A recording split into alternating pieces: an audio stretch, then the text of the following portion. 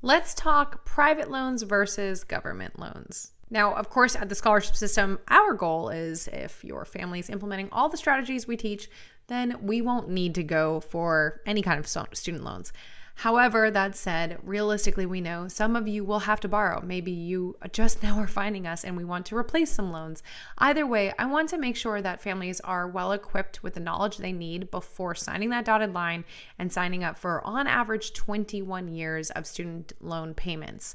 So that said, we need to cover the difference between federal loans and private loans so that we can make sure that you and your student are paying the least interest possible and have the most flexible terms moving forward. Now make sure you hit subscribe because besides this video, every other strategy that we share is focused on how to avoid student debt. Hey there, my name is Jocelyn Pearson, founder of the Scholarship System, and we are redefining paying for college to help families build strong financial futures rather than ones with decades of student loan payments. Now, just a quick note, this is for U.S. citizens and permanent residents, not necessarily international students.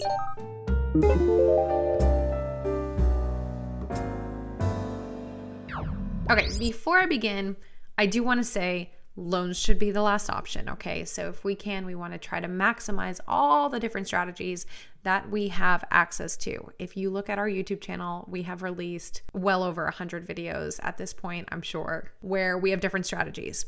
Now, part of Debt Free Degree Lab, our sister program, so we have two programs, it covers a lot of strategies that go even beyond scholarships. So don't think that scholarships is the only one. It's, in my opinion, the most important one. So we do want to focus on that. But there are other strategies that we can use to combine and really create this full debt-free degree picture, hence the name Debt Free Degree Lab. Now, that said, for scholarships, I'm going to give you a free training there, thescholarshipsystem.com/free webinar.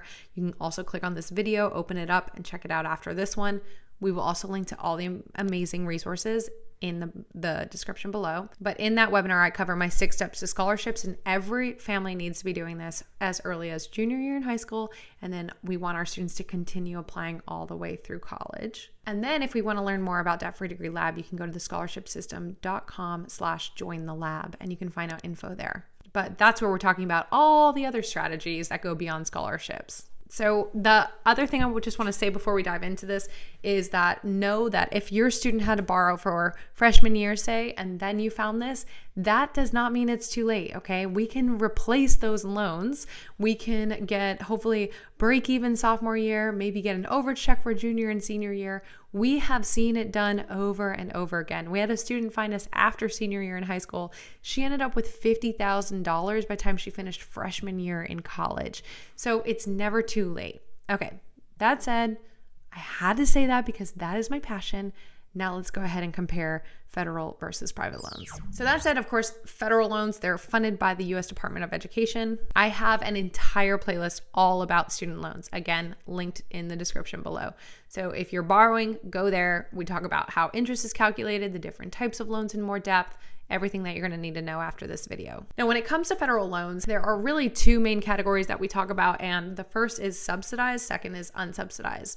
Subsidized, what's great is that these are available to undergraduate students with financial need, but what's great about them is that the interest is actually not accumulating until our student graduates from college. So while in school, at least half time, the interest is paused, or they look at it as if the government's covering it for you. And then it won't start until 6 months after leaving school or graduating. Now, unsubsidized, however, are still government loans, but the interest starts ticking the moment we borrow the money, which is actually how any other loans work. Now, these are not necessarily need-based. Most students will get access to some kind of unsubsidized loans by submitting FAFSA and through their financial aid package. Now, if you want to make it so that when your student graduates, they only have the balance of what they borrowed and not the accumulated interest, then something that you and your student can talk about is actually paying that interest throughout the school year while they're still in college. And that way it's not rolled into the balance at the end of the 4 years. Now we'll talk more about where to find these, but just a few unique features or key features that you want to note about government-based loans.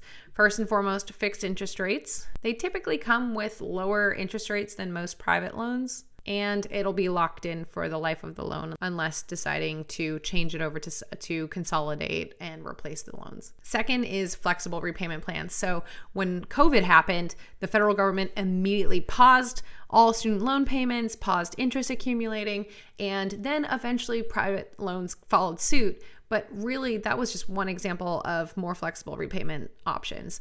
Federal loans typically do have much more flexibility than private loans, such as income-based repayment options that are monthly payments based on your income and your student's family size once they get there. Next is deferment and forbearance. So this is where a student can, once they graduate, they can actually pause, or they can postpone, or they can reduce the amount that they have to pay based on specific financial hardship or life circumstances, or even returning to school. And then there's loan forgiveness programs, which we've heard a lot about lately. There have always been some kind of sort of loan forgiveness. It's just become a lot more widespread now. However, I certainly would not borrow this money banking on that.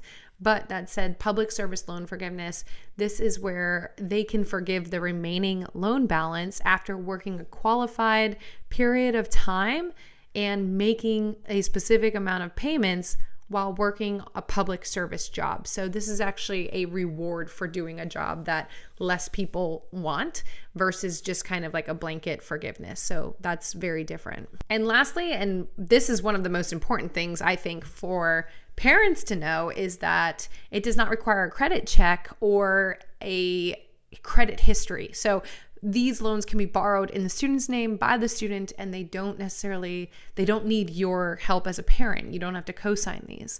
That is huge, because we have seen families where student loans, their student maybe didn't get a job and then their parents are stuck carrying the bill, or they had a falling out, whatever it is, and parents were on the hook just as much as the student because they co-signed. So that said, let's go ahead into private student loans. Now, these are the opposite, where private lenders are offering money. These are banks, credit unions, online lenders. It's a huge space, as you could imagine, because people are borrowing tons of money and the interest rates are right now a lot higher than they were in the recent years. But these can be used especially when those federal loans are capped. So they do have limits, which I cover in the other videos in that student loan playlist. But these can be used to cover the rest of the bill. Now, just to compare, so these can have variable or fixed interest rates. So we want to make sure that we know what we're signing up for. If it's variable, we could possibly be signing up for higher payments down the road. Second, these are credit-based approval, like I mentioned. So these do depend on credit score, and typically a cosigner would be needed. Now, some lenders, which we actually compare, they will allow, after X amount of payments being made on time, a cosigner to fall off of the loan, which is fantastic. So if you want to learn more about which lenders do that, you can go to thescholarshipsystem.com/lenders and you can see our comparison. Again, we'll link to that in the description below. The next thing is that some of them do have flexible repayment plans, but they're not typically as flexible as the government ones. They may not have income-driven repayment plans or loan forgiveness programs. Actually, those they certainly wouldn't have. They want their money. But some of them do have some kind of flexibility, but it won't be nearly as much as the government ones. Next is higher borrowing limits. So again, where the government ones have a very specific amount that they're allowed to provide to students each school year, and it increases based on their grade. These can be a little scary because they can be not limitless, but they can certainly lend a lot more than the government can. And lastly is that cosigner release that I mentioned. So some private lenders, again, do offer that release option where a student makes a certain number of on-time payments and proves that they're responsible, then a cosigner can be removed from a loan, which is very helpful for parents. For me, I think that would be extremely important because we just want to make sure that those are our students' responsibility and they're not going to tie into our retirement or affect us in the long term financially. So that said, we always want to maximize federal loans first, okay? And the way to access those is by submitting FAFSA. Again, we also have a FAFSA playlist. So if you have any questions about that, check that out. We'll link to it below. But you can only access these by submitting FAFSA. This is why we tell even families that think they make too much to always submit FAFSA, because if we can get government loans before we have to take out private loans, that is best first. Second is to make sure that we are comparing lenders. So again, go to the scholarshipsystem.com/lenders. We have our favorites. We have talked to them extensively. We always communicate with them. We've looked at what are the pros and cons of them. So check that out. But really, we want to make sure that we are comparing all the different things: cosigners, interest rates, payback periods, flexible repayment plans, all of these factors, which I have, again, more videos on student loans where you can get all those details in those videos. And lastly, make sure that you're evaluating what you and your student think they can borrow. Don't just think because the money is there that we should take it out. I've seen that where students say, oh, well, they put it in my financial aid package and I know I have to pay it back down the road, but I could use some extra flexibility and some spending money. We do not want to do that. We only want to borrow what we need, and we want to make sure that our student understands what are these payments going to be. If you're a member of the scholarship system or Debt Free Degree Lab with us, we do have our college cost calculator where it actually calculates those monthly payments and compares it to the average salaries, which can be very eye-opening for students. So that said, we want to make sure that we know what we're signing for, we know what the payments will be, and our students truly understand those consequences. So comment below, have you started applying for student loans, or you and your student? What are you seeing? Are you surprised at how easy it is? Are you intimidated by the process? Let me know any questions that you have below and we will get back to you. All right, so this was a little long, but it's very important to understand federal versus private student loans. Again, if you have any questions, just let us know, and make sure you check out that free webinar about scholarships, like I mentioned, because if we're borrowing, we also need to be applying for scholarships, no matter what, all the way until we finish from college. We want our students to be applying for those scholarships. So go to the scholarshipsystem.com/free webinar or check out this video. That's what you want to do next. And again, hit subscribe because every week we have a new strategy for paying for college. I'll see you there.